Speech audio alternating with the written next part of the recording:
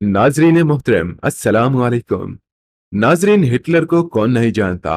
जब हिटलर ने यहूदियों का कत्लेआम किया था तो इनमें से कुछ यहूदियों को जिंदा छोड़ दिया और ये अल्फाज दोहराए कि मैंने कुछ यहूदियों को इसलिए जिंदा छोड़ा ताकि दुनिया जान ले मैंने यहूदियों का कत्लेआम क्यों किया। और आज जब यहूदी मुसलमानों पर, खसूसन फलस्तीनी मुसलमानों की नस्लकुशी कर रहे हैं, तो हिटलर के वो अल्फाज याद आते हैं। नाजरीन, यहूदी इस कदर कमीने लोग हैं कि ये अपने मकसद के लिए किसी का भी लिहाज नहीं करते। यहूदियों का सबसे बड़ा मकसद हैकले सुलेमानी है। यहूदी मस्जिद अक्सा को हैकले सुलेमानी की जगह तामीर करदा मस्जिद समझते हैं और इसे गिरा कर दोबारा हैकले सुलेमानी तामीर करना चाहते हैं। हालांकि वो कभी भी बजरिया दलील इस बात को साबित नहीं कर सके कि हैकले सुलेमानी यही तामीर था। नाजरीन, यहूदी अपने इसी मकसद को पूरा करने के लिए दुनिया में दहशत फैला रहे हैं और तरह तरह के हथकंडे इस्तेमाल कर रहे हैं। यहूदियों ने मस्जिद सखरा की तस्वीर मस्जिद अक्सा से मंसूब करके दुनिया में फैला रखी है।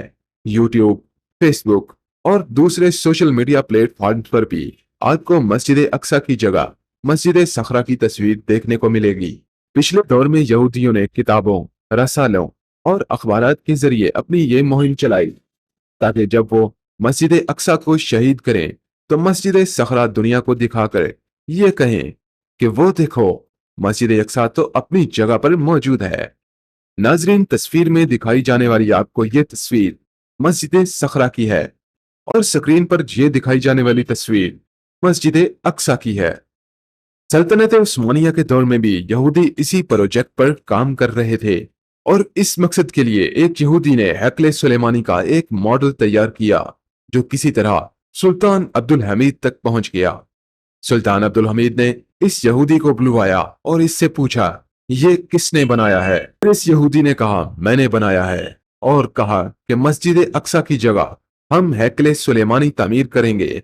तो सुल्तान अब्दुल हमीद ये सुनकर गुस्से में आ गए और फरमाया कि मस्जिद अक्सा क़यामत तक अपनी जगह पर कायम रहेगी और हमेशा मुसलमानों के पास ही रहेगी। नाजरीन, सुल्तान यहूदियों के अज़ाइम से बाखूबी वाकिफ थे। उन्होंने अपने दौर में मस्जिद अक्सा की असल तस्वीर अखबारात में शाया करवाई ताकि यहूदियों की साजिश को बेनकाब किया जा सके। सुल्तान अब्दुल हमीद के दौर में यहूदियों ने फलस्तीनियों की जमीन पर अपनी रियासत बनाने का फैसला किया और इस मकसद के लिए वहां मुसलमानों से मुंह मांगे दाम पर जमीन खरीदनी शुरू कर दी। जब सुल्तान अब्दुल हमीद को इस बात का इल्म हुआ तो उन्होंने अपने वजीर को बुलाकर कहा कि लोगों को जमीन बेचने से बाज रखो और अगर वो ना माने तो इनकी सारी जमीन हुकूमत खरीद लेगी।